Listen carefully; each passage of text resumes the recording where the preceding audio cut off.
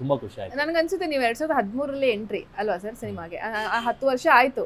10 ವರ್ಷದ ಈ ಜರ್ನಿಯಲ್ಲಿ ನೀವ್ ಏನ್ ಕಳ್ಕೊಂಡ್ರಿ, ನೀವ್ ಏನ್ ಪಡ್ಕೊಂಡ್ರಿ ಅಂತ ಹೇಳಿ. ಬಣ್ಣ ಅಷ್ಟು ಈಸಿ ಅಲ್ಲ, ನೀವೇ ಹೇಳಿದ್ರಿ, ದೂರದಿಂದ ನೋಡಿದಾಗ ವಾವ್ ಅನ್ಸುತ್ತೆ, ಒಳಗ್ ಬಂದಾಗ ಅದ್ರ ಕಷ್ಟ ಗೊತ್ತಿರುತ್ತೆ ಅಂತ.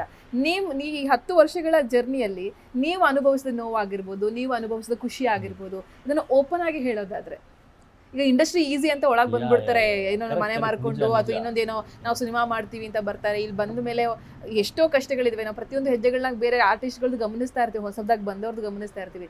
ನೀವು ಕಂಡಂತೆ ನೀವು ಹೇಳ್ದಾಗೆ ಹೌದು, ಹಿಂದೆ ತಿರುಗಿ ನೋಡಿದ್ರೆ 10 ವರ್ಷ ಆಗ್ಬಿಡ್ತು, ಏಜ್ ಆಗ್ತಾ ಇದೆ. ನಾನು ಬಂದಾಗ 24 ಇಯರ್ಸ್, ನನಗೆ ತುಂಬಾ ಏನಾರು ಮಾಡ್ಬಿಡ್ತೀನಿ, ಅದ್ ಮಾಡ್ಬಿಡ್ತೀನಿ ಅನ್ನೋ ಒಂದು ಜೋಶು. ಸೊ ನಾನು ಹೇಳೋದೇನು ಅಂದ್ರೆ, ಇಂಡಸ್ಟ್ರಿಯಲ್ಲಿ ನನ್ನ ತಂದೆ ನಾನ್ 40 ವರ್ಷ ಜರ್ನಿ ಇದ್ದು, ಅಂಬರೀಷ್ ಅವ್ರು ಗೊತ್ತು, ವಿಷ್ಣುವರ್ಧನ್ ಅವ್ರು ಗೊತ್ತು, ರಾಜ್ಕುಮಾರ್ ಅವ್ರ ಮನೆ ಗೊತ್ತು, ಎಲ್ಲರೂ ಗೊತ್ತು. ಅಷ್ಟಿದ್ದೇ ಒಬ್ಬ ಕಲಾವಿದ್ರ ಮಕ್ಕಳಿಗೆ ಏನೂ ಆಗಲಿಲ್ಲ. ಅಂದ್ರೆ ಏನಾಗತ್ತೆ ಗೊತ್ತಾ ನಿಮಗೆ, ಬೇರೆಯವ್ರ ಬೆಳೆ ಬೇಯಿಸ್ಕೊಳಕ್ಕೆ ನಮ್ಮನ್ನ ಯೂಸ್ ಮಾಡ್ಕೊಂತಾರೆ, ಇವ್ರನ್ನ ಇಟ್ಕೊಂಡ್ರೆ ಪ್ರೊಡ್ಯೂಸರ್ ಸಿಗ್ತಾರೆ, ನನ್ನ ಜರ್ನಿ ಒಂದಾಗತ್ತೆ ಅಂತ. ಸೊ ಆ ಮೈಂಡ್ ಸೆಟ್ ಅಲ್ಲಿ ಬರೋರು ತುಂಬಾ ಜನ ಇದ್ರು ಅವಾಗೆಲ್ಲ. ಅಂದ್ರೆ ಫಸ್ಟ್ ಏನ ಮಾಡ್ತಿದ್ರು ಅಂದ್ರೆ, 1 ಕೋಟಿ ನಾನು ಹಾಕ್ಬಿಡ್ತೀನಿ, 1 ಕೋಟಿ ನೀವು ಪ್ರೊಡ್ಯೂಸರ್ನ ಕರೆಸ್ಬಿಡಿ.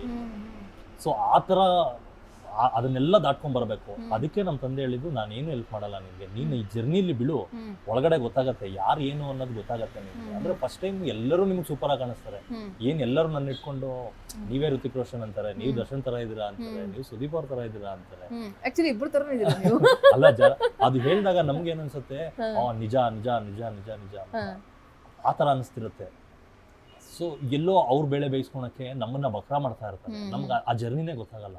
ಸೊ ನಾವೇನು, ನಾವು ಯಾರು, ನಾವು ಇಂಡಸ್ಟ್ರಿಯಲ್ಲಿ ಏನ್ ಮಾಡಬೇಕು, ಸರಿನೋ ತಪ್ಪೋ ಅಂತ ತಿಳಿಯಕ್ಕೆ ಇಷ್ಟು ವರ್ಷ ಆಗೋಯ್ತು ನನಗೆ. ಸೊ 18 ನಾನು ಬಿಚ್ಚುಗತ್ತಿ ಸ್ಟಾರ್ಟ್ ಮಾಡಿ 2020ಗೆ ಸಿನಿಮಾ ರಿಲೀಸ್ ಆಗಿದ್ದು. ಅಂದ್ರೆ ನಾನು ಯಾರು, ನಾನು ಏನು ಅನ್ನೋದು ಗೊತ್ತಾಗಕ್ಕೆ ಅಷ್ಟು ವರ್ಷ ಜರ್ನಿ ತಗೊಂಡ್ಬಿಡ್ತು. ಸೊ ಅಂದ್ರೆ ನೀವು ದಡ ಸೇರಬೇಕು ಅಂದ್ರೆ ಸ್ವಿಮ್ಮಿಂಗ್ ಕಲಿಬೇಕು, ಯಾರೊಬ್ರು ಈಸಿಯಾಗಿ ಬಿಡಕ್ಕಾಗಲ್ಲ. ಅಂದ್ರೆ ಇಷ್ಟು ವರ್ಷ ಬಂದವರೆಲ್ಲ ನಮ್ಗೆ ಒಂದಲ್ಲ ಒಂಥರ ಪಾಠ ಹೇಳ್ಕೊಟ್ಟೆ ಓದೋರು. ಓಕೆ, ಏನು ಮಾಡಕ್ಕಾಗಲ್ಲ, ಅನುಭವ ಆಗ್ಬೇಕು. ನನಗೆ ಯಾವ ತರ ಆಗಿದೆ ಅಂದ್ರೆ, ದುಡ್ಡು ಕೊಟ್ಟು ಅನುಭವ ಕೊಡ್ಸೋ ಹೋಗಿದ್ದಾರೆ. ಅಂದ್ರೆ ನನ್ಗೆಲ್ಲೋ ಅನ್ಸುತ್ತೆ 2014 ಏನಾಯ್ತು, 2015 ಏನಾಯ್ತು, 16 ಏನಾಯ್ತು, ಏನೂ ಆಗ್ಲಿಲ್ವಾ, ಬರೀ ಎಕ್ಸ್ಪೀರಿಯನ್ಸ್ ಅಷ್ಟೇನಾ ಅಂದ್ರೆ, ಇಲ್ಲ, ಒಂದಷ್ಟು ಅಮೌಂಟ್ ಕೊಟ್ಟು ಕಲ್ಸಿ. ಅಂದ್ರೆ ಬೇರೆಯವರೆಲ್ಲ ಬರ್ತಾರಲ್ಲ, ಇಂಡಸ್ಟ್ರಿಗೆ ಬಂದಿದ ತಕ್ಷಣ ಒಂದಷ್ಟು ದುಡ್ಡುಗಳು ಕಳ್ಕೊಂಡು ಏನೇನೋ ಮಾಡಿ ಅನುಭವ ತಗೊಂತಾರಲ್ಲ, ನನ್ಗೆ ಆ ಥರ ಅಲ್ಲ, ಅವರೇ ಕೊಟ್ಟು ನಾನ್ ಕೆಟ್ಟವನು, ನನ್ನ ನಂಬೇಡ ಅಂತ ಹೇಳಿ ಹೋದ್ರು. ಸೊ ಒಳ್ಳೇದು, ಇವತ್ತಿಗೆ ತುಂಬಾ ಸ್ಟ್ರಾಂಗ್ ಆಗಿ, ಅಂದ್ರೆ ಅದೇ ಇವತ್ತಿನ ಸಿನಿಮಾ ಸೆಲೆಕ್ಷನ್ಗಳಿಗೆ ಅದೆಲ್ಲ ಇದಾಯ್ತು. ಜಿ ಕನ್ನಡ ನ್ಯೂಸ್ ಈಗ ನಿಮ್ಮ ಮನೆಯಲ್ಲೇ ನೋಡಿ. ಎಲ್ಲ ಕೇಬಲ್ಗಳಲ್ಲಿ ಈಗ ಲಭ್ಯ.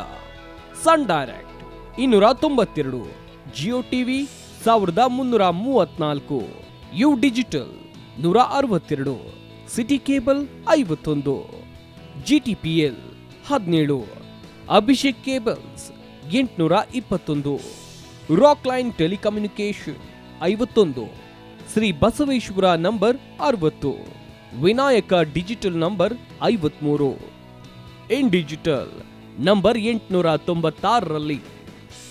ನಿಮ್ಮಿಸ್ತದ ಜಿ ಕನ್ನಡ ನ್ಯೂಸ್ ನೋಡಿ ಆನಂದಿಸಿ.